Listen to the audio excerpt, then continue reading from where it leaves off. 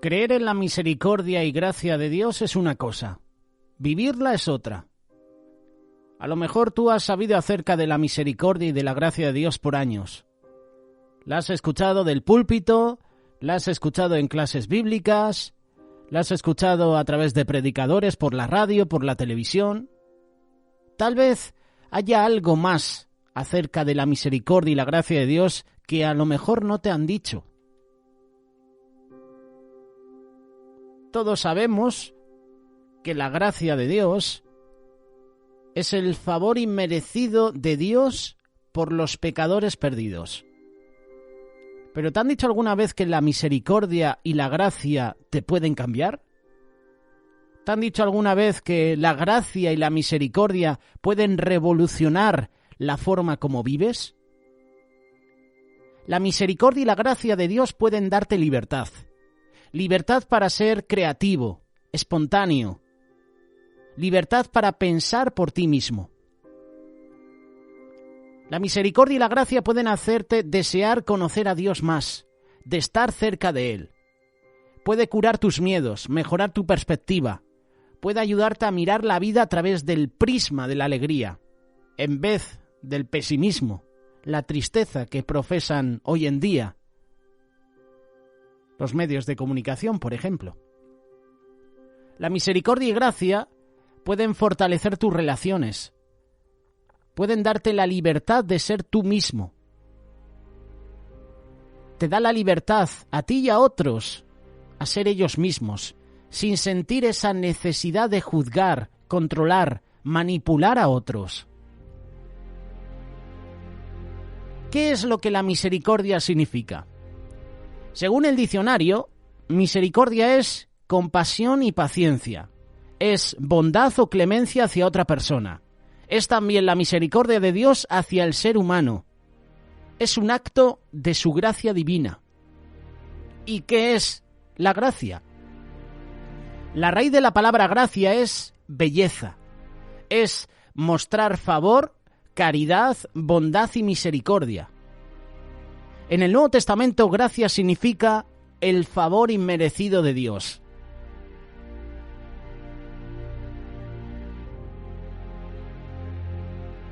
Para entender lo que la gracia significa, necesitamos regresar al hebreo antiguo, que significa inclinarse o rebajarse. Con el correr del tiempo, comenzó a incluirse también favor benevolente o condescendiente. Demostrar gracia es conceder favor o misericordia a aquel que no se la merece ni puede ganársela. Recibir la aceptación de Dios por gracia es siempre lo opuesto a ganársela. Cuando la Biblia habla de la misericordia y la gracia, hace 3 declaraciones. Dios es misericordioso, es benevolente. Jesús es misericordioso, es benevolente.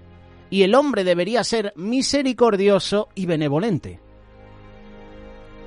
Vamos a empezar con la primera declaración. Dios es misericordioso. Efesios capítulo 2, versículos 4 y 5. Pero Dios, que es rico en misericordia, por su gran amor con que nos amó, aun estando nosotros muertos en pecados, nos dio vida juntamente con Cristo, por gracia, continúa, sois salvos. Pero Dios, que es rico en misericordia, por su gran amor por nosotros. Tanto en el Antiguo como en el Nuevo Testamento proclaman la misericordia y la gracia de Dios. Y tenemos que dejar esta idea errónea de que la justicia y el juicio pertenecen al Dios del Antiguo Testamento, mientras que la misericordia y la gracia pertenecen al Dios de la Iglesia. No hay diferencia entre el Antiguo Testamento y el Nuevo. Un solo Dios habla en los 2 testamentos y lo que Él habla está de acuerdo con lo que Él es. La misericordia y la gracia de Dios no son cualidades temporales, son atributos de su ser eterno. La misericordia y la gracia no tienen comienzo ni fin, son para siempre. En Dios la misericordia y la gracia son una, pero conforme nos llega a nosotros, son vistas como 2. Son relacionadas, pero no idénticas. Son como dos lados de la misma moneda. La misericordia es la bondad de Dios confrontando nuestro pecado, nuestra culpa, y la gracia es la bondad de Dios dirigida hacia nuestra deuda, a nuestra falta de mérito. Es por su gracia que Dios aplica mérito donde no lo había. Declara que ya no hay deuda donde antes la había. En su misericordia y gracia, Dios nos bendice, aun cuando no lo merecemos, aun cuando los pecados nos separan de Él. Si tú analizas la palabra de Dios, está llena de ejemplos de la misericordia y la gracia.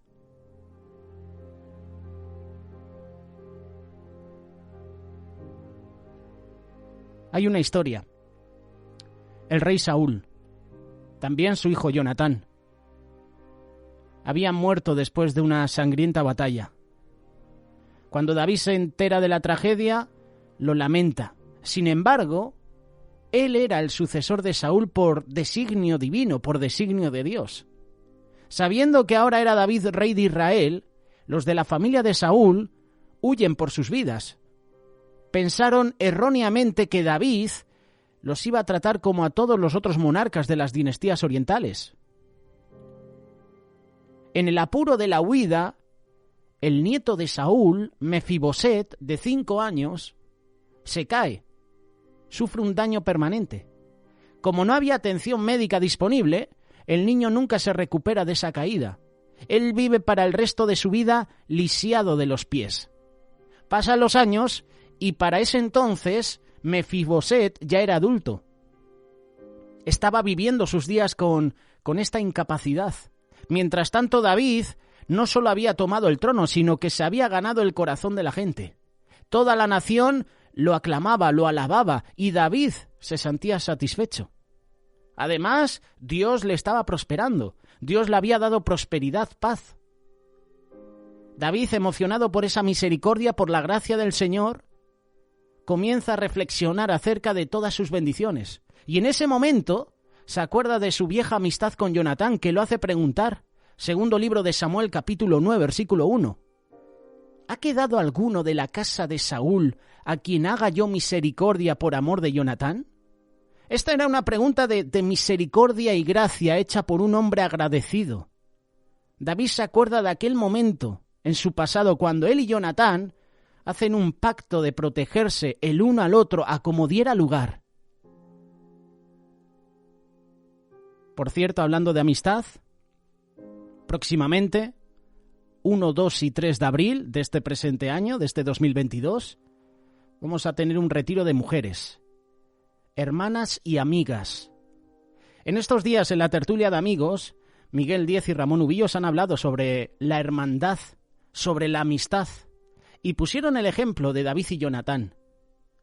Yo no sé cuándo vas a escuchar esta reflexión. A lo mejor la escuchas en 2023, a lo mejor la escuchas en este 2022, pero en septiembre y octubre, y a lo mejor ese retiro de mujeres con este lema ya ha pasado. La palabra de Dios es viva, es eficaz, y en cualquier momento te puede hablar. Había una amistad íntima entre David y Jonatán. David, recordando aquella promesa, busca la forma de cumplirla. Y me gusta la pregunta que hace David. ¿Hay alguien que se lo merece? ¿Ha quedado alguno de la casa de Saúl a quien haga yo misericordia por amor de Jonatán? ¿Hay alguien que se lo merece? ¿Hay alguien que califica? ¿Hay alguien lo suficientemente inteligente para usarlo en asuntos de gobierno? ¿Hay alguien en buen estado físico para ponerlo en mi ejército? No, no eran preguntas que se estaban haciendo David. David simplemente pregunta, ¿hay alguien? Es un deseo incondicional. Es una pregunta que desprende misericordia, gracia. Y continuando con este segundo libro de Samuel, capítulo 9, mira lo que dice el versículo 2. Había un siervo de la casa de Saúl que se llamaba Siba, al cual llamaron para que viniese a David, y el rey le dijo, ¿eres tú Siba? Y él respondió, tu siervo. El rey le dijo, ¿no ha quedado nadie de la casa de Saúl a quien haga yo misericordia de Dios? Y Siba respondió al rey, aún ha quedado un hijo de Jonatán, lisiado de los pies.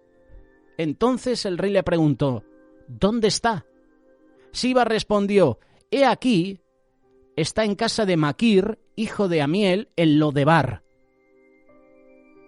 Como te hemos compartido en alguna ocasión, Lodebar era un lugar desolado, estéril. Había solo rocas, arena.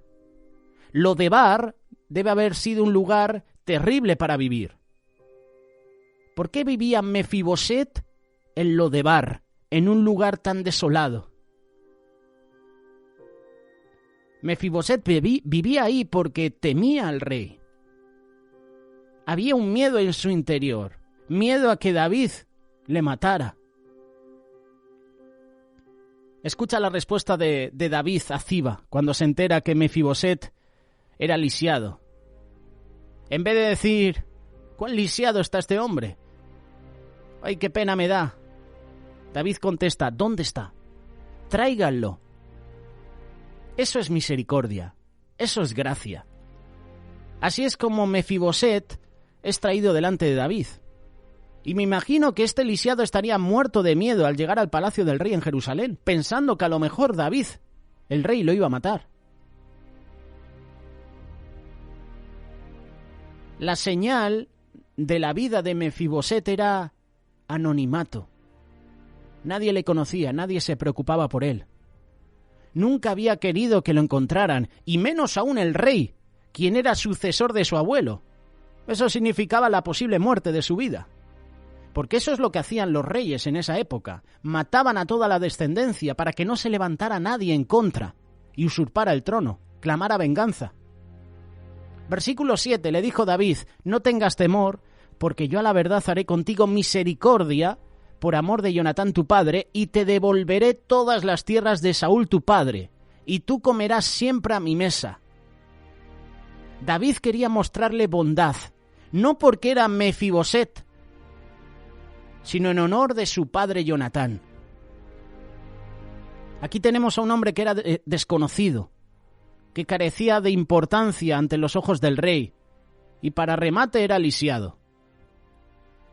Con respecto a esa fortaleza física, él no le ofrecía ningún beneficio al reino. ¿Qué podía aportar Mefiboset? Al ejército nada. ¿Ser a lo mejor consejero? Muy difícil. En cuanto a su atractivo personal, la Biblia no menciona nada, pero podría ser un cero total. Sin embargo, David se inclina, se agacha para ofrecerle gracia. A causa de la amistad que David había tenido con su amigo Jonatán, el rey iba a darle a Mefiboset todos los privilegios, todos los beneficios que él le hubiera dado a su propio hijo. Y a partir de aquel día Mefiboset se sentaría a la mesa del rey. Eso es gracia, eso es misericordia.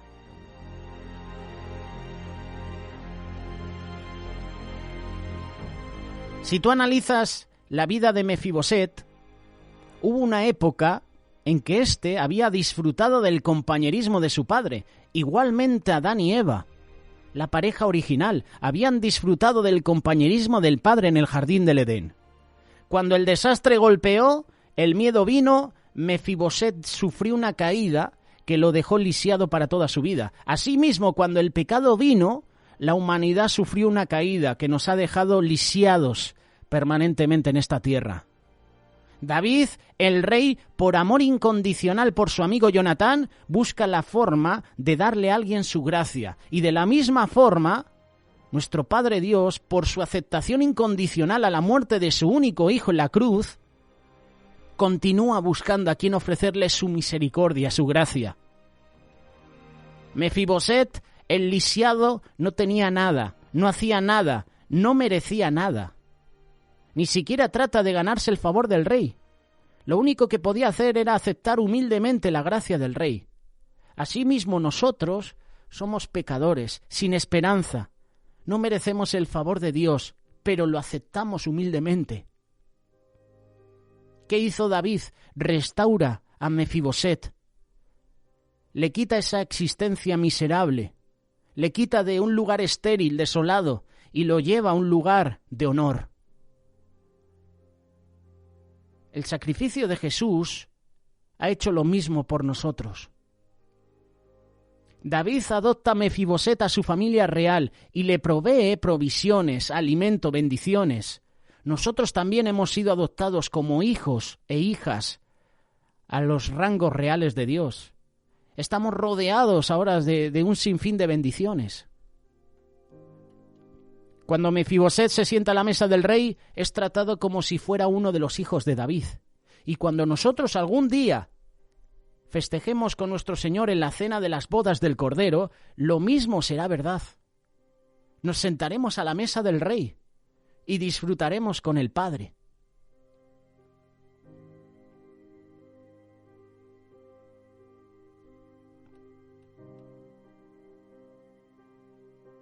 Jesús es misericordioso, es benevolente. Hebreos capítulo 2, verso 17. Por lo cual debía ser en todo semejante a sus hermanos, para venir a ser misericordioso y fiel sumo sacerdote, en lo que a Dios se refiere, para expiar los pecados del pueblo. Pues en cuanto él mismo padeció siendo tentado, es poderoso para socorrer a los que son tentados. Para poder entender que Jesús puede ser tan misericordioso y benevolente como el mismo Dios, te invito a que leas Colosenses capítulo 1, verso 15. Jesús es la imagen del Dios invisible. Hebreos capítulo 1, verso 3 dice, Jesús es el resplandor de su gloria y la imagen misma de su sustancia. En el Evangelio de Juan capítulo 14, verso 8, Felipe le pregunta a Jesús, Señor, muéstranos al Padre, y nos basta. Entonces Jesús les contesta, ¿tanto tiempo hace que estoy con vosotros y no me has conocido, Felipe? El que me ha visto a mí, ha visto al Padre. Vemos que Dios se hizo hombre sin dejar de ser Dios. Lo humano y lo divino se unieron en uno, y Dios es como Jesús. Lo que Dios es, Jesús es. Lo que Dios hace, Jesús hace.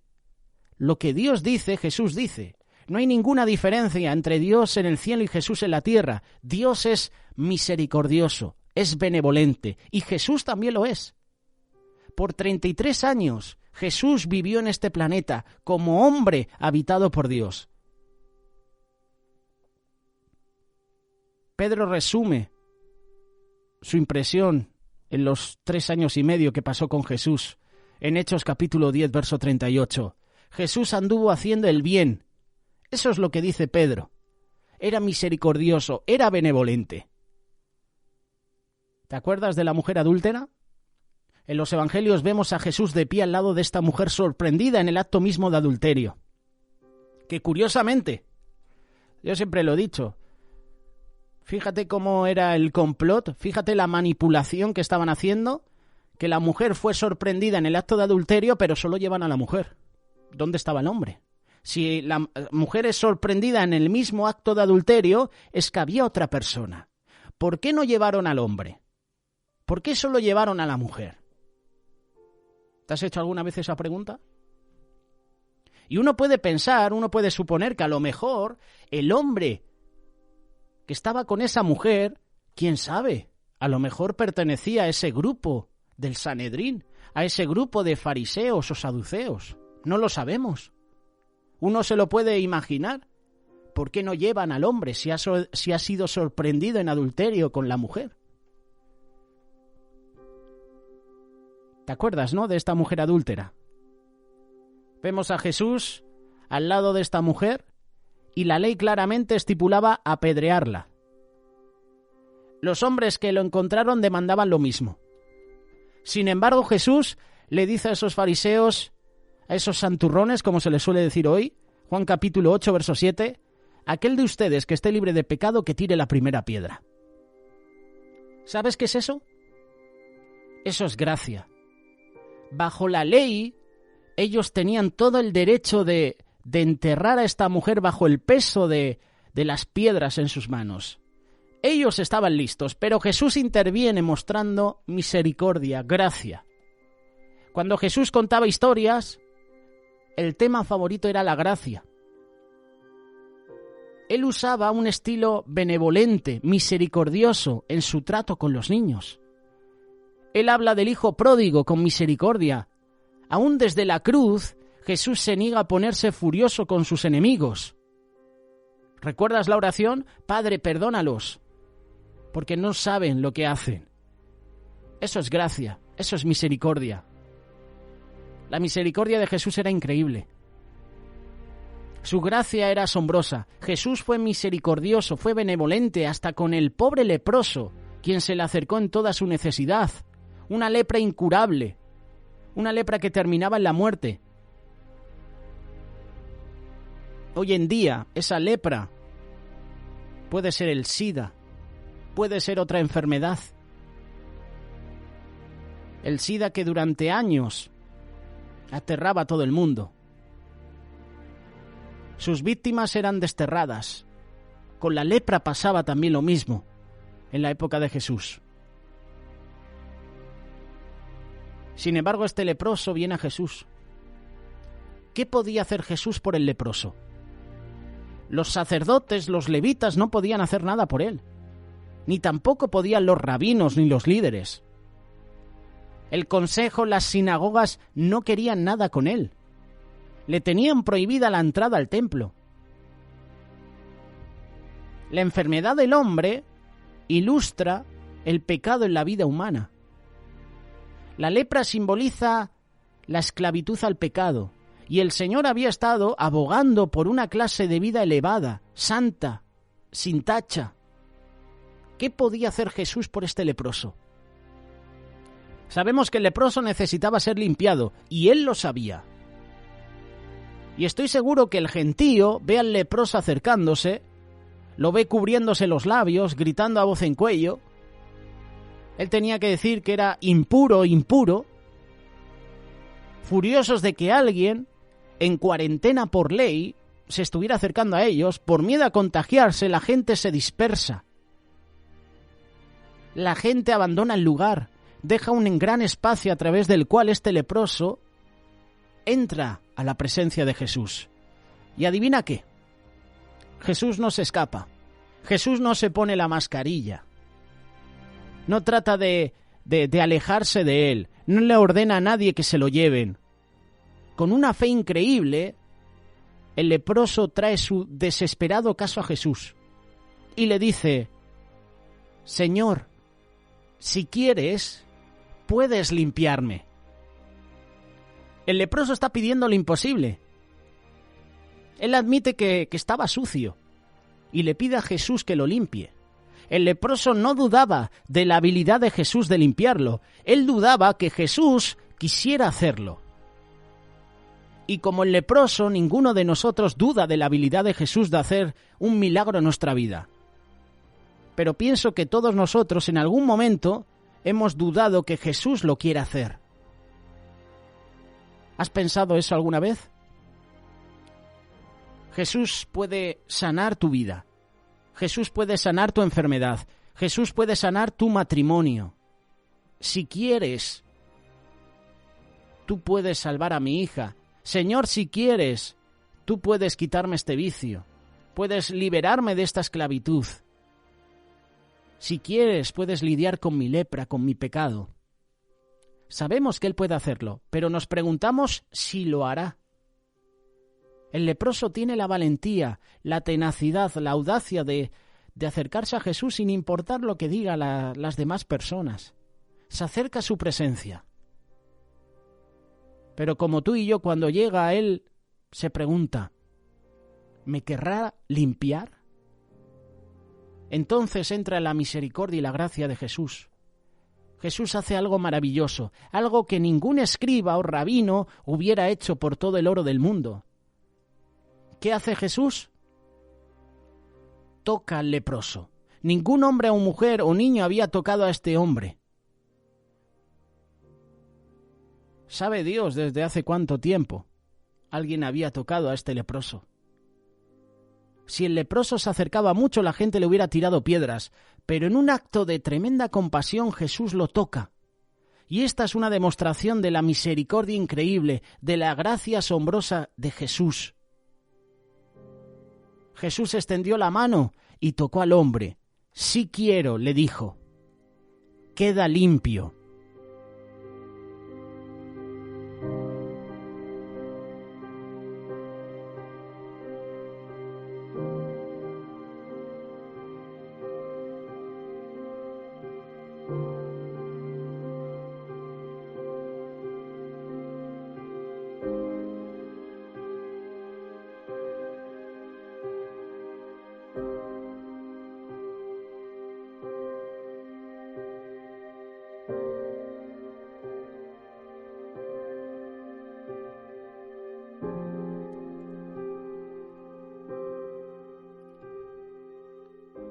Hablando de esta manera, Jesús afirma que Él es absolutamente Dios. Jesús habla y se hace. En la mañana de la creación, Jesús dijo en Génesis capítulo 1, verso 3, «Sea la luz», y fue la luz. Dios creó al mundo de la nada. Todo lo hizo por el poder de su palabra. Ahora el Verbo hecho carne le dice al leproso, «Queda limpio», y quedó limpio. A este leproso, lleno de llagas, de voz tensa, de cuerpo maloliente, Jesús le podía haber dicho, «Queda limpio, pero no te me acerques». El hombre hubiera quedado limpio. Pero ¿qué es lo que hace Jesús? Le toca al leproso. Si estás luchando con algún pecado en este momento, no cometas el error que miles de leprosos han cometido al decir, necesito apartarme de Jesús, porque estoy impura, estoy impuro. Jesús puede lidiar con tu pecado. Él no está escandalizado, no está horrorizado, no está avergonzado de ti. Jesús toca al leproso. Jesús también te puede tocar a ti. El error más grande que la gente comete con respecto a Jesús es de pensar, cuando toda mi vida esté en orden, entonces dejaré que el Señor se me acerque. Cuando pueda lidiar con mi lepra, entonces dejaré que el Señor me toque. Ese es un error. Y te lo vuelvo a repetir. Estas dos estrofas, estas palabras, porque son interesantes. Si estás luchando con algún pecado en este momento, no cometas el error que miles de leprosos han cometido al decir, necesito apartarme de Jesús porque estoy impuro. Jesús puede lidiar con tu pecado. Él no se va a escandalizar, no se va a horrorizar, no se va a avergonzar de él, no se va a avergonzar, no se va a horrorizar, no se va a escandalizar de ti. ¿Jesús qué hace? Toca al leproso. Jesús quiere tocarte.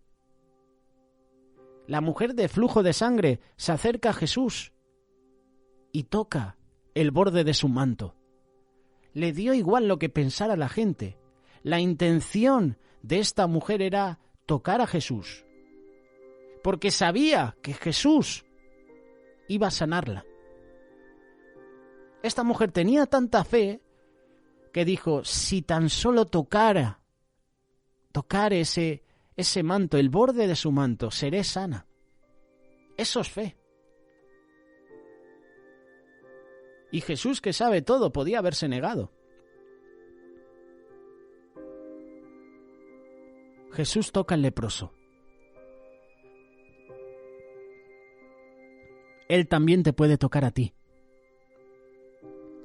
El error más grande que la gente comete con respecto a Jesús de pensar, cuando toda mi vida esté en orden, entonces dejaré que el Señor se me acerque. Cuando pueda lidiar con esta lepra, con este pecado, entonces dejaré que el Señor me toque.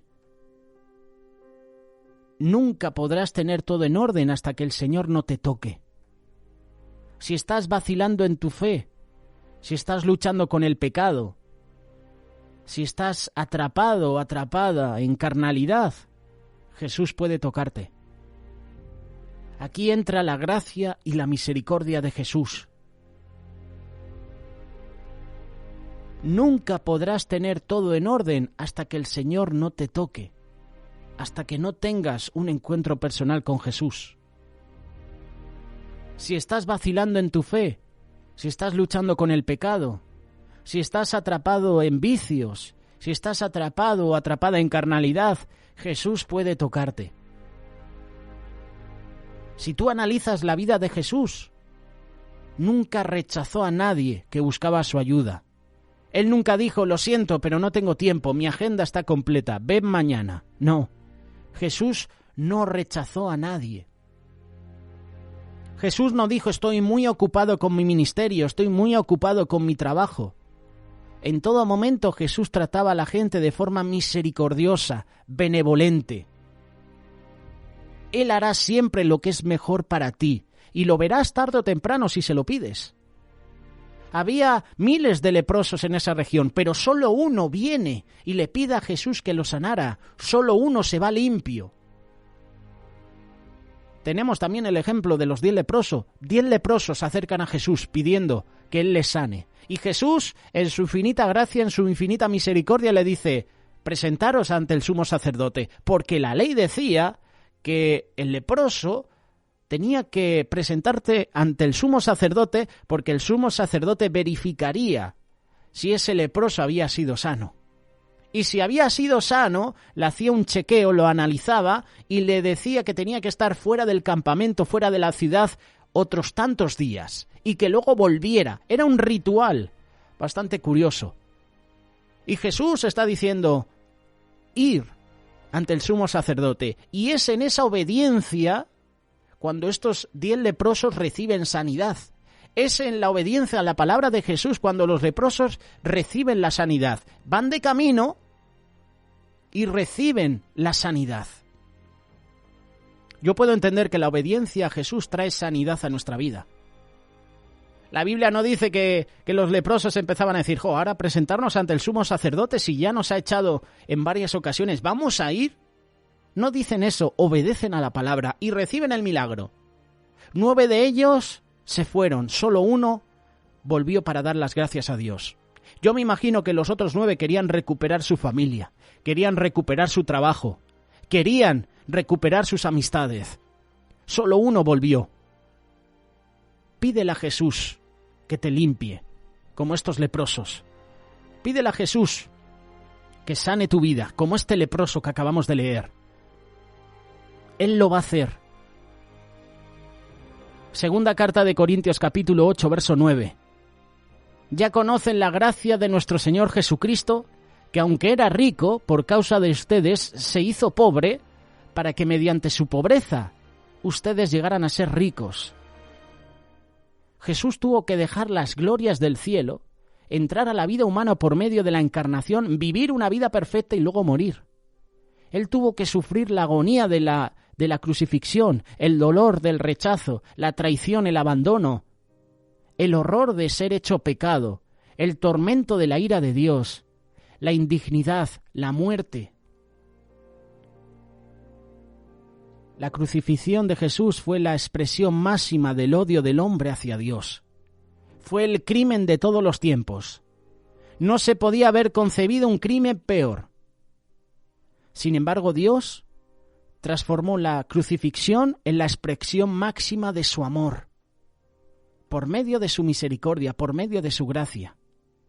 Su sangre tenía que ser derramada. Ese era el precio de nuestra salvación y Jesús lo pagó. Él estaba dispuesto. Aquí vemos una vez más la gracia y la misericordia de Jesús. Dios es misericordioso, es benevolente. Jesús es misericordioso y benevolente.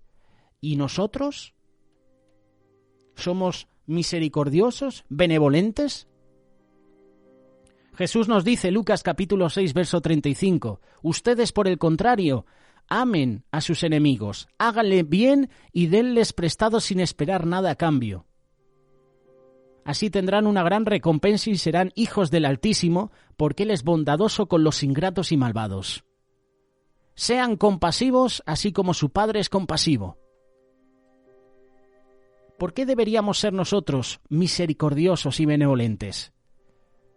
La respuesta es porque esto nos hace ser como Dios. Porque es así como Él actúa. Dios manda su lluvia al justo y al injusto. Él es bondadoso tanto con la persona que le trae gozo como con la persona que lastima su corazón. El amor de Dios abraza tanto al santo como al pecador. Es esta clase de amor que tenemos que imitar. Si somos realmente hijas de Dios, si somos realmente hijos de Dios, nosotros también debemos desear el máximo bienestar para nuestro enemigo. Jesús es nuestro modelo. Él es nuestro estándar. Jesús usa a Dios como ejemplo. Sé compasivo así como tu Padre es compasivo. Porque Él es bondadoso con los ingratos y malvados. Dios bendice a aquellos que no se lo merecen. Su misericordia, su gracia es derramada sobre todos. Y a lo mejor tú dirás, ¿amar a mis enemigos? Imposible, no puedo hacerlo. Es imposible, claro que sí. Pero Dios quiere hacer lo sobrenatural dentro de nosotros para que podamos exhibir su amor. Debemos ser misericordiosos, benevolentes, tal como nuestro Padre y nuestro Señor Jesucristo lo son. Hoy en día lo estamos viendo en televisión. La misericordia que están teniendo muchas personas con los refugiados ucranianos. Vemos como la ONG Remar, por ejemplo, abre sus puertas a miles de familias que han abandonado su país, han abandonado Ucrania y no tienen nada. Y la ONG Remar les está acogiendo. Eso es misericordia. El Señor tiene misericordia de nosotros y nosotros también tenemos misericordia de los demás. Por la gracia de Dios podemos hacer estas cosas.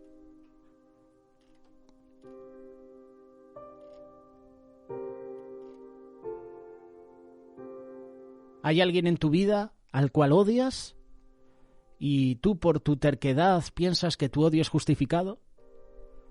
Si ese es el caso, examínate para ver si estás en la fe. A lo mejor Cristo no reina en tu vida. ¿Estás haciéndole el bien a aquellos que te odian o les estás haciendo el mal?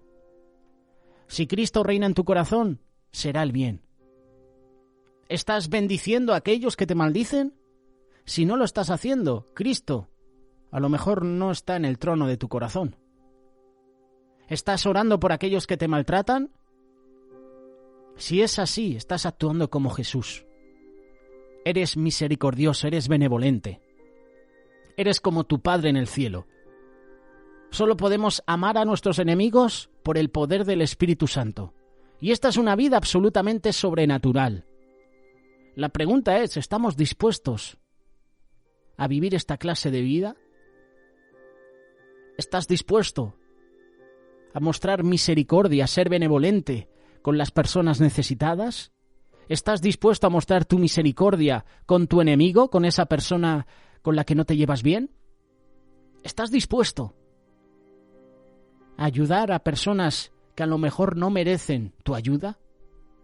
¿Personas que a lo mejor te han tratado mal, que han sido injustos contigo? ¿Estás mostrando misericordia? Porque de eso estamos hablando hoy. Misericordia, gracia. Y Jesús es el ejemplo a seguir. Jesús dijo, aprended de mí que soy manso y humilde de corazón.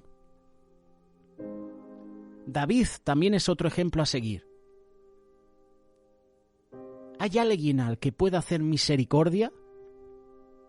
Eso decía David.